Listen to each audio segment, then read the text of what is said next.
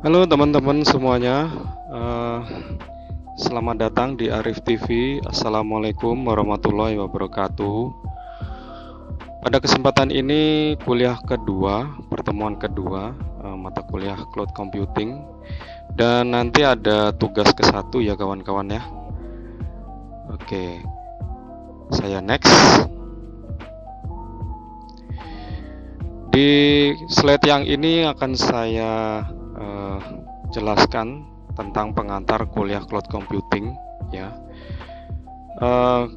Cloud computing ini saya ambil dari buku Handbook of Cloud Computing Book by Armando Escalante, terbitan dari Springer. Jadi Springer ini maksudnya kumpulan jurnal yang dijatuhin dari jurnal-jurnal disatukan jadi sebuah buku, ya itu ya.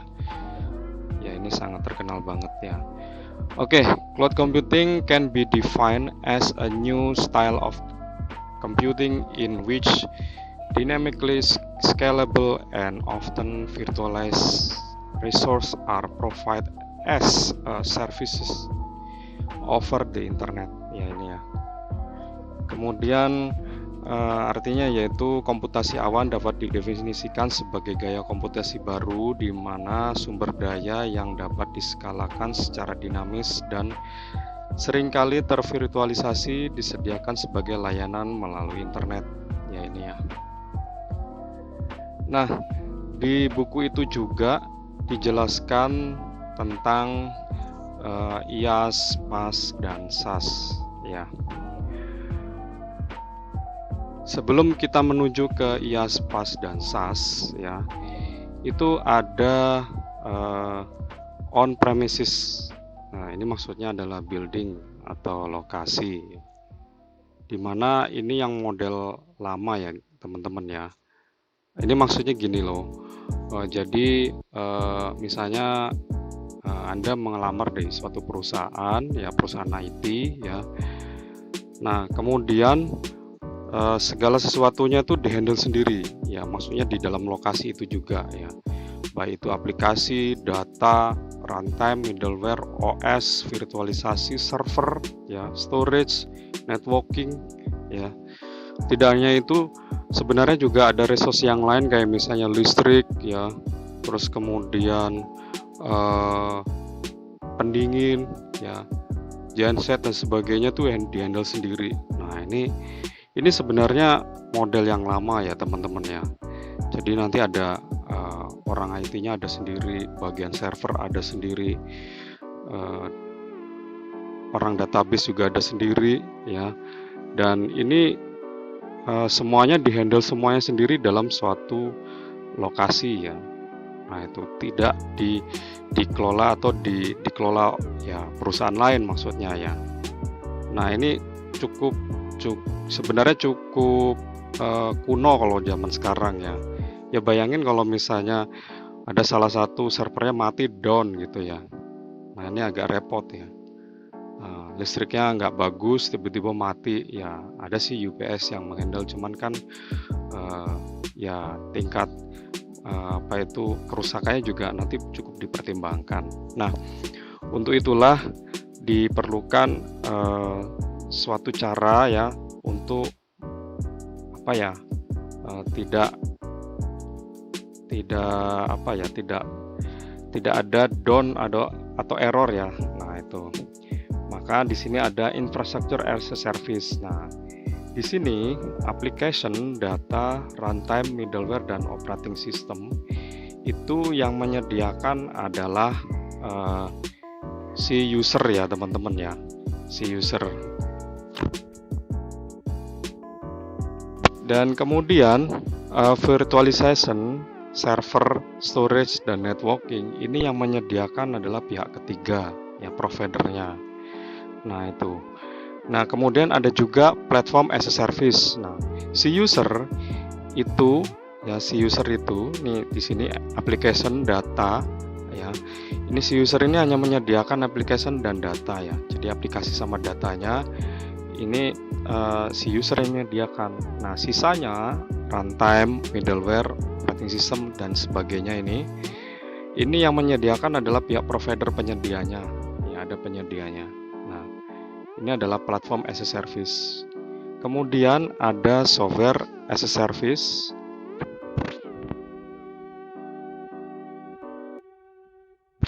Di sini pada software as a service semuanya sudah disediakan oleh penyedia ya, oleh provider ya. Jadi itu perbedaannya teman-teman ya. Ini yang saya baca dari buku Handbook of Cloud Computing ya. Jadi kalau misalnya dia IaaS itu hanya application, data, runtime, dan middleware operating system yang disediakan, yang lainnya disediakan oleh provider. Kalau misalnya PaaS ya, platform as a service, ini aplikasi dan datanya disediakan oleh user. Dan kalau misalnya SaaS, semuanya sudah disediakan oleh provider. Oh ya, jangan lupa like dan subscribe di Arif TV. Oke, next.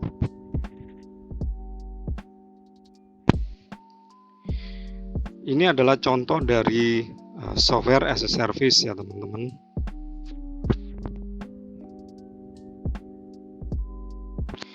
Contohnya yaitu Google Apps ya, ada Google Docs ya, Google Drive mungkin teman-teman sudah pada tahu, ada Gmail dan sebagainya, ada juga Salesforce, ada juga Zoho. Dan kalau misalnya dia platform as a service ya, ini levelnya udah framework, ini contohnya adalah Firebase, ada Windows Azure dan sebagainya. Nah, yang cukup terkenal di hardware infrastructure as a service ya zaman now adalah Amazon Web Service ya, atau AWS. Nah, ini juga nggak kalah terkenalnya adalah Google Cloud Compute Engine. Nah, ini juga sering dipakai sama para admin ya teman-teman ya, atau di Rackspace Cloud dan Giant. Oke. Saya next.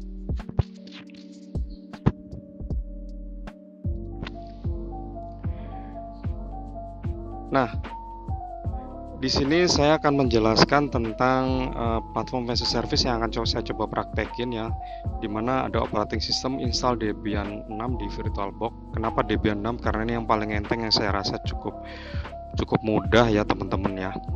Itu. Oke, next saya coba langsung aja saya percepat ya. Di sini ada tugas 1 ya, tugas 1. Tugas 1 ini ada screenshot 4 gambar ya, dipraktekkan nantinya ya. Partisi Debian 6, swap ya, swapnya nanti 1 GB. Terus kemudian ada proses instalasi yang harus di screenshot, login username di screenshot, dan posisi root pada saat df-h di screenshot. Juga di partisi ini nanti akan di screenshot juga ya kawan-kawan. Terus format tugasnya seperti ini, nama depan, npm, dan cloud tugas 1 ya. Ini saya screenshot dari hasil yang saya sendiri ya. Oke, saya menuju ke VirtualBox ya. Di VirtualBox saya coba RAM-nya 1 GB saja. Saya coba new ya. Ketik aja di sini Debian 6 ya. Ambil yang 32 bit ya.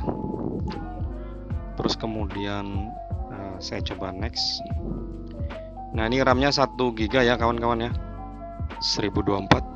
Saya next. Terus saya create, saya next, saya next, saya create ya. Kemudian saya setting. Di setting ini saya ke storage ya, terus ke empty, terus di sini ya, ini gambar disk, choose disk file. Di disk file kamu cari yang file ISO-nya ditaruhnya di mana ya. Ini yang kebetulan saya juga ada nih, yang i386, jangan yang 64. Bisa sih yang x64, cuman ya ada perbedaan sih untuk beberapa OS nanti ada yang nggak jalan, atau mungkin ada yang nggak kompatibel ya, tapi mudah-mudahan kompatibel lah. Saya ambil yang paling rendah aja, yang i386 ya, yang CD1. Saya open. Oke, saya oke, dan saya coba start.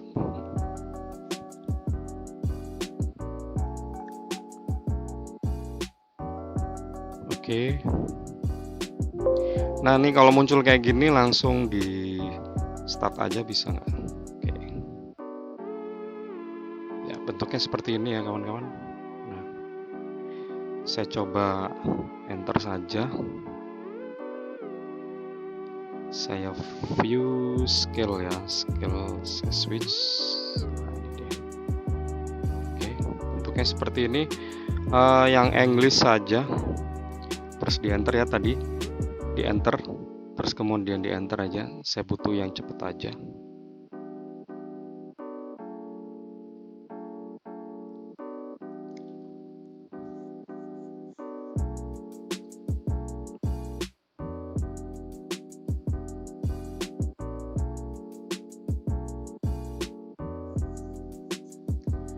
Jangan lupa nanti siap-siap untuk di screenshot pada saat di partition ya, di partisi ya, itu teman-teman. Terus VirtualBox usahakan Anda nginstalnya pakai bahasa Inggris ya kawan-kawan ya. Jadi jangan pakai bahasa Indonesia karena nanti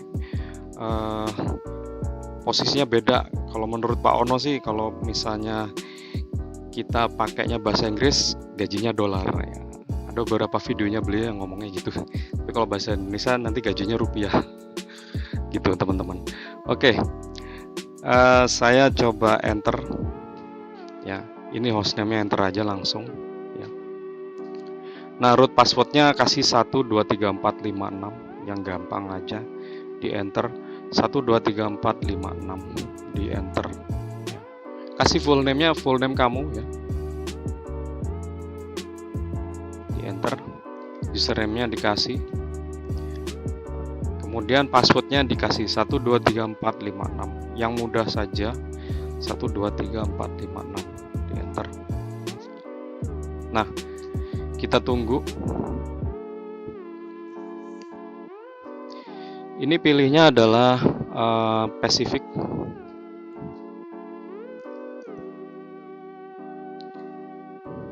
Ya, ditunggu. Oh ya teman-teman, nanti Anda boleh ulang lagi videonya ya, ulang lagi videonya. Nah, ini kita siap-siap untuk screenshot satu ya, jadi tolong diperhatikan yang posisi ini. Saya ambil yang manual ya, enter. Terus kemudian yang VBox ya, 8,6 VBox di enter.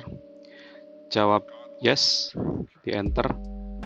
Free space di enter. Enter satu kali ya. Masukkan di sini RAM yang dipakai. Tadi kalau nggak salah 1 GB ya. Coba saya cek dulu.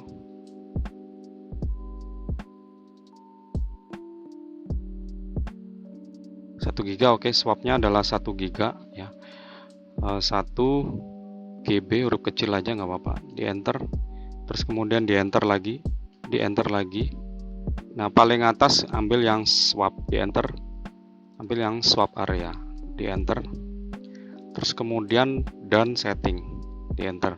Nah, kita sudah dapat swap 1 ya di sini. Terus kemudian ke free space, di enter.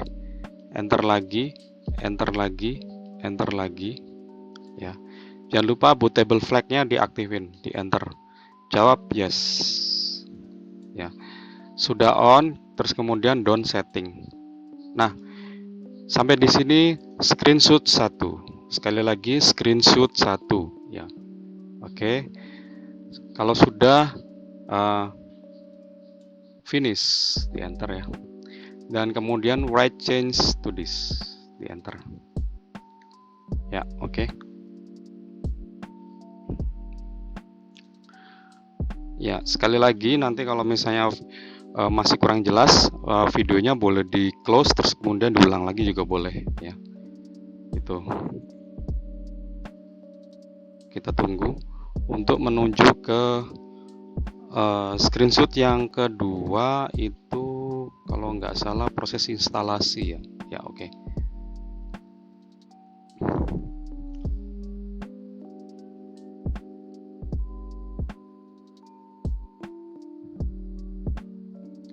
Ini saya pause dulu ya.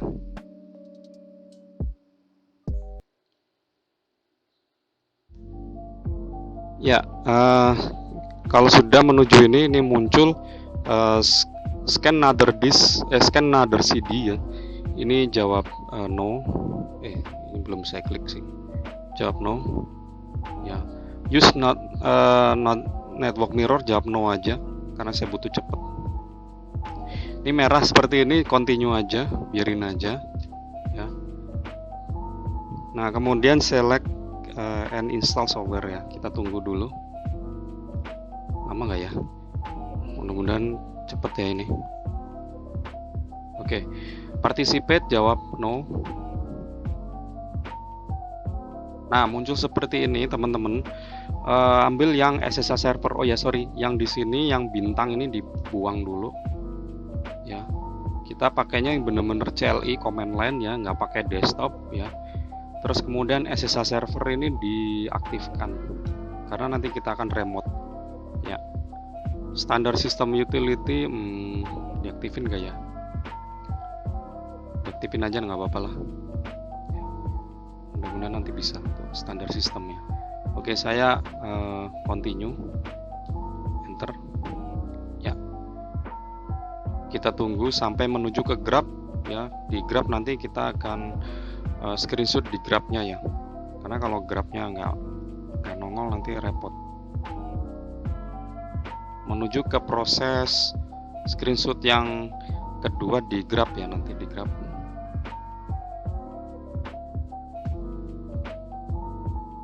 Kita tunggu.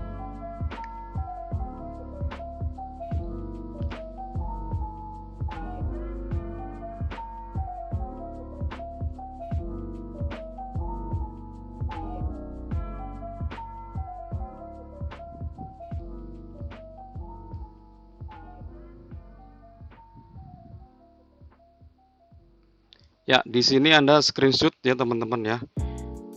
Ini menuju ke bootloader. Jadi Grab ini bootloadernya Linux ya. Kalau misalnya di Linux yang lain itu ada juga yang Lilo ya, Linux loader atau juga Grab ya. Tapi kalau misalnya di Windows kalau nggak salah bootloadernya adalah NTLDR ya. NTLDR itu versi yang lama sih, kalau nggak salah Windows 7 apa Windows XP itu udah mulai. Kalau yang Windows 10 saya lupa itu masih ada nggak ya NTLDR nya, saya belum ngoprek sih lebih dalam. Oke, ini screenshot yang kedua ya. Sekali lagi ini screenshot yang kedua. Oke, kemudian install bootloader, jawab yes, harus yes ya kawan-kawan. Kalau nggak diinstal nanti kamu nggak bisa masuk ke Linuxnya. Jawab enter ya, kemudian ditunggu ya, ditunggu.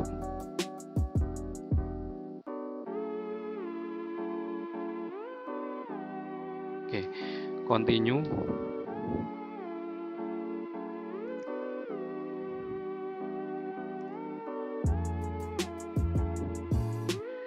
Ya, ini di enter saja.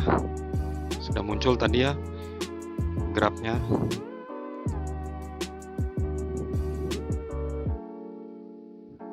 Dan sampai di sini login pakai nama. Login pakai nama ini maksudnya login user Anda ya.